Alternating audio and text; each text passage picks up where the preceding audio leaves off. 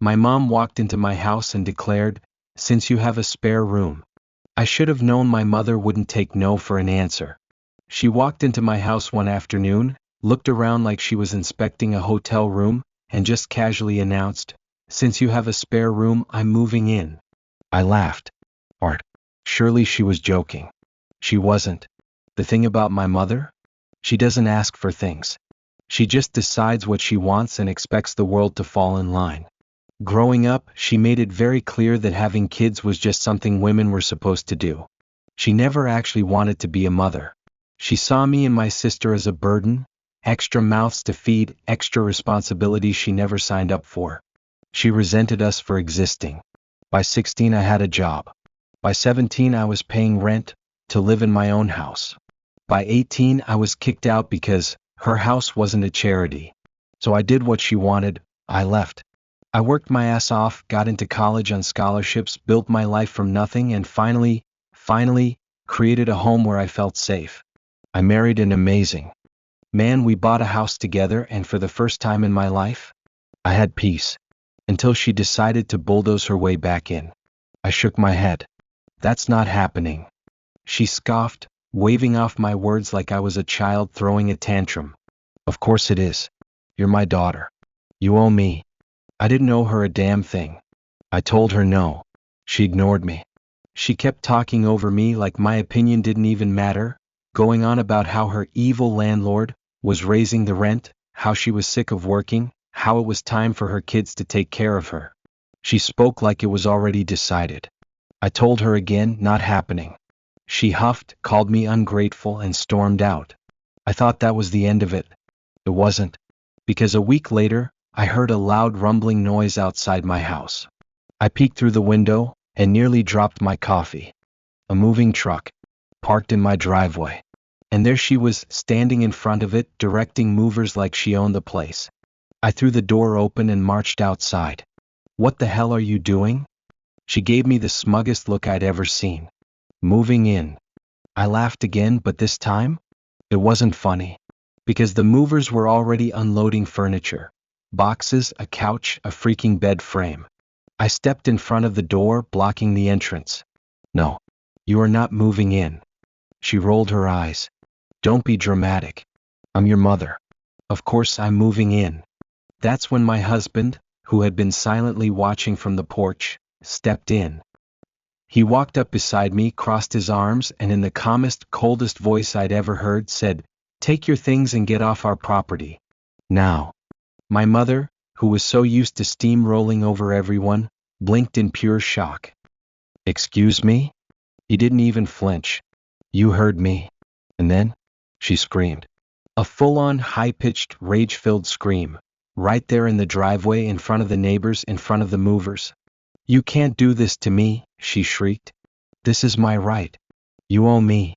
She spun toward me, face red with fury. "You're really going to let him talk to me like this? I raised you. I fed you. I put a roof over your head." I stared at her, blood boiling. "You kicked me out at 18. She had the audacity to wave that off. "You were an adult." I shook my head. "So are you." She kept screaming, yelling about how we were cruel, how she'd tell the whole family, how I'd regret this. The movers looked at each other awkwardly, clearly realizing they'd been pulled into some family drama they wanted no part of. And then my husband said, calm as ever, "If you don't leave in 5 minutes, I'm calling the police." That shut her up. For a second she just stood there, chest heaving, hands clenched into fists. Then, without another word, she spun on her heel, stormed back to her car, and peeled out of the driveway, leaving the movers standing there, confused as hell. I don't know what she expected. That she could just decide to move in and I'd go along with it? That she could barge into my life after all these years and claim ownership over my home? Thought that was the end of it. It wasn't. Because the next morning, the war started. I thought that after she stormed out of my driveway, I'd have peace. That she'd get the message, accept defeat, and move on. I should have known better. Because the very next morning, I woke up to 27 missed calls and a flood of texts. Not from her. From family members. I groaned, already knowing what this was about. But as I scrolled through the messages, my stomach dropped. How could you throw your own mother out on the street? You're a terrible daughter. She sacrificed so much for you, and this is how you repay her?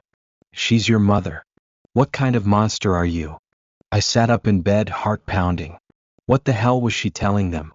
Before I could even process it, my phone rang again, my sister's name flashing on the screen. I picked up. She was yelling before I could even say hello. She told everyone you kicked her out with nowhere to go, she snapped. That she came to you begging for a place to stay because her landlord evicted her, and you and your controlling husband threw her onto the street with all her stuff. I nearly dropped the phone. What? That's not what happened. I know that, my sister said, frustrated. But half the family thinks you're the devil now. Of course. Of course she was playing the victim. She had been doing this her whole life. Twisting reality until she looked like the innocent one and everyone else was the villain. And it worked. Because the next thing I knew, family members were blocking me, unfriending me on social media. Even some of my coworkers started acting weird. And when I asked around, I found out why. She had called my job. I sat on the couch, staring at my phone in disbelief. She actually called my workplace. She told them she was my mother, that she was homeless, that I had abandoned her. She even tried to frame it as a concerned parent situation, saying she was worried about my moral character and wanted them to know what kind of person I really was. I was shaking. This wasn't just a family fight anymore. This was character assassination. My husband sat beside me, silent for a long moment. Then finally he asked, "What do you want to do?" And that's when I realized something. My entire life I had been reacting to her. She would do something awful. I would deal with it. She would manipulate people. I would try to fix the damage. Not this time. This time, I was going to make the first move. And she wouldn't see it coming. I wasn't going to let her ruin my life. Not again. For years, I had let her manipulate, control, and twist reality to make herself look like the victim. But this time I was fighting back. First I called my job. I got HR on the line and laid everything out, how my estranged mother had fabricated a sob story to make me look bad. Thankfully they believed me. My boss even laughed and said, "We thought it was weird. Most people don't call their kid's employer to talk about their moral character." They warned me to be careful though. People like that don't just stop. They were right. Because over the next few days, the situation escalated. My mother wasn't just smearing my name. She was trying to steal my life. The financial attack first, I got a notice from my bank. "We received an unusual login attempt for your account. Was this you?" My stomach dropped. No, it wasn't me. Then I got another email. "A password reset was requested on your account." And then another. "A new beneficiary has been added to your insurance policy." I was stunned. She was trying to take control of my finances. She had guessed my old security questions, things only she would know. The name of my childhood pet. My first school. My mother's maiden name. I had never changed them. And now, she was using that knowledge against me. I froze everything. I locked down my bank accounts, changed every security question, and set up two-factor authentication on everything. I thought that would be the end of it. It wasn't. Because then, she filed a welfare claim in my name. A fraudulent claim stating that I had an abandoned elderly parent and was committing financial abuse. She was trying to paint me as a criminal. I was furious, but I didn't panic. If she wanted to play dirty, I'd play smarter. I called my lawyer. And then, I went digging. Because my mother had secrets. Big ones. And I was about to expose them all. I knew my mother was a liar, but I didn't realize just how deep her deception went until I started digging. I made calls. To old family friends. To people who used to know her. To landlords. And what I found, it was worse than I ever imagined. Because my mother hadn't just been evicted like she claimed. She had been blacklisted. Apparently, she had scammed her landlord for months. She had been secretly renting out her apartment on Airbnb, pocketing the cash while pretending to still live there. She had made thousands. Never paid her rent.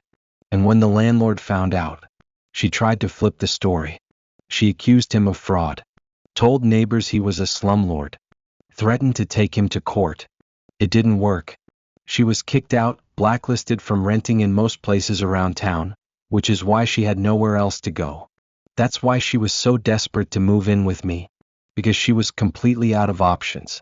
But that wasn't even the worst part, because as I kept digging, I found something even more disgusting.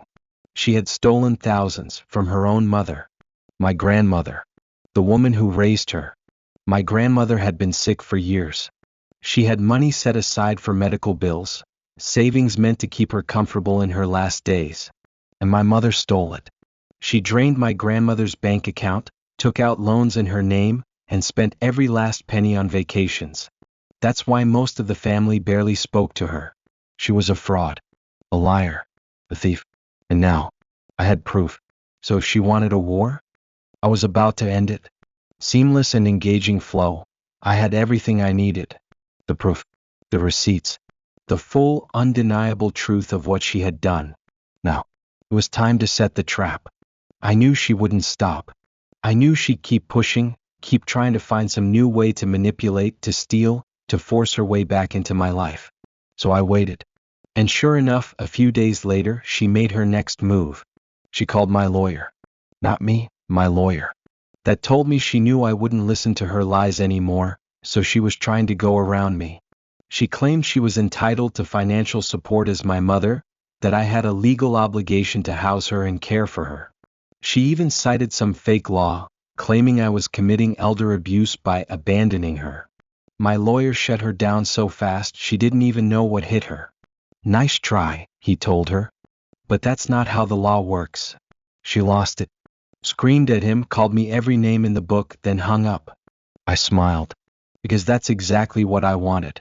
Now, it was my turn. I gathered everything, the eviction records, the fraud reports, the bank statements proving she had stolen from my grandmother. And then, I sent them to everyone, every family member, every person she had lied to, even her former landlord. I made sure that everyone who had ever believed her sob stories now had the full truth in their hands. And for the final blow, I sent it to the police, because some of what she had done was very, very illegal. Her entire world collapsed overnight. First, her landlord sued her. He had been looking for her, trying to get back the rent she had stolen, but she had skipped town before he could take legal action. Now, thanks to me, he had her exact location. He wasted no time filing charges against her for fraud. Then the family turned on her. The same people who had been calling me a terrible daughter, the ones who had blocked me, ignored me, accused me of cruelty, they went silent. Some of them even had the audacity to apologize. I ignored them. They had already shown me whose side they were on when it mattered. But the best part? The police investigation. Turns out my mother had a long history of fraud. The money she stole from my grandmother wasn't her only crime. She had multiple fake credit card accounts, outstanding debts under other people's names, and had even committed identity theft before. And now, the police had everything they needed to arrest her. A few weeks later, I got a message from a cousin who still had some contact with her. It was just one sentence: "Your mom just got arrested at a gas station." I stared at my phone for a long moment. Then, I smiled. The moment I read the text, "Your mom just got arrested at a gas station," I knew she had finally lost everything. But what I didn't know, that was just the beginning. At first I thought she'd fight back. I thought she'd call me, screaming, blaming me for everything like she always did. I expected her to double down, twist the story, play the victim one more time. But she didn't. She went completely silent. No calls. No texts. No dramatic threats. Just nothing. At first I felt relief. I had finally won. She was facing the consequences of her own actions, and for the first time in my life, I didn't have to clean up her mess. But something felt off. Because my mother? She never just accepted defeat. She always had a plan, always had one last move left to play. And sure enough, a week later I found out what it was. I should have known she wouldn't go down quietly. A week after her arrest, I got a call from my lawyer. He sounded almost amused when he said, "You're going to love this." I sat. "What now?" He sighed. "Your mother is suing you." I almost choked. She was what? She's claiming emotional distress, loss of income, and wrongful accusations leading to defamation. I laughed. A full, genuine, what the hell me hearing kind of laugh. She's in jail. How is she suing me? Technically, he said, she's trying to fight the fraud charges by claiming you set her up. She's saying that you manipulated evidence, turned the family against her, and caused irreparable damage to her life. My laughter died instantly. She wasn't just trying to save herself. She was trying to drag me down with her. I clenched my jaw. How serious is this? Not very, my lawyer assured me. She has no case, no actual evidence, and given her history, no judge is going to take her seriously. But if you want, we can make sure she never pulls this stunt again. How? I asked. And that's when he told me something that made me smile for the first time in days. We countersue. That was my lawyer's response when I asked how we could make sure she never pulled this stunt again. She wants to play legal games? Fine. We hit her with a countersuit for harassment, defamation, and emotional distress. And since she's already facing criminal charges, this will bury her in so much legal trouble she won't have time to breathe, let alone come after you again. I grinned. Do it. And so we did. Within a week, she got served with legal paperwork while still sitting in jail. She lost her mind, of course, screaming about how I was trying to ruin her life. The irony was almost funny. She had spent years manipulating, stealing, and destroying lives, and now that it was happening to her, she couldn't handle it. Her public defender tried to fight it, but there was too much evidence against her. Every fake welfare claim, every fraud attempt, every stolen dime, all of it was right there in black and white. And then came the best part. Because while she was trying to fight her criminal case in the lawsuit, something else happened. Her past finally caught up with her. The bank she had defrauded? They came after her. The landlord she had scammed? He filed a civil suit. The credit card company she had been dodging? They wanted their money. One by one, the walls closed in on her. She couldn't pay her legal fees. She had no assets, no money, no allies left to bail her out. And when the final judgment came down, she lost everything. Her lawsuit against me? Thrown out immediately. My countersuit? Proved.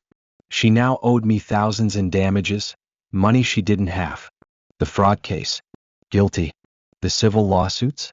She was ordered to pay back every last cent. And when she couldn't, she was sentenced to 4 years in prison. Just like that, the woman who tried to steal my life ended up with nothing. 4 years. That was her sentence. 4 years of sitting in a prison cell with nothing and no one to manipulate. 4 years of being powerless for the first time in her life. I should have felt bad, maybe even guilty. But I didn't. Because for the first time I was free. She had spent years controlling me, using me, lying to everyone around her, and now she had no control over anything. The same woman who thought she could bulldoze into my house and take over my life was now sitting in a 6x8 cell, with no one left to bail her out. And the best part? Even after she got out, she'd have nothing left to come back to. Because the lawsuits she lost? They didn't just disappear. She still owed me thousands from the countersuit. The banks were still coming for every stolen dime. She'd never be able to rent another apartment under her name, never be able to open a line of credit, never be able to pretend to be someone she wasn't. She thought she could take everything from me. But in the end, she lost it all. When I tell people this story, they always ask the same question: do you ever talk to her anymore? No. The last time I saw her was in court, during her sentencing. She sat there in her orange jumpsuit, looking small and empty. All that arrogance, all that power she used to have over me? Gone. She turned to look at me as I walked past, her eyes filled with something I couldn't quite place. Regret? Anger? Desperation? I didn't care. I just kept walking. She wrote me letters from prison. I never opened them. She tried to get family members to reach out on her behalf, begging for forgiveness. I ignored them all, because I knew what she wanted. She didn't want to apologize. She wanted another chance to manipulate me. And I wasn't giving it to her. 5 years later, my life is better than ever. I'm still married to my amazing husband, and we just bought our dream home. One that is completely, entirely ours. No one is going to walk in and try to claim it. I have real peace, real friends, real family, people who actually care about me. And my mother? She's still paying off her debts. Still blacklisted from every major bank. Still cut off from everyone who ever believed in her lies. Last I heard, she was living in a tiny rundown apartment, working a low-paying job, and still blaming everyone but herself for what happened. But me? I don't think about her much anymore. Because for the first time in my life, I am truly, completely free. And that, more than anything else, was the greatest revenge of all.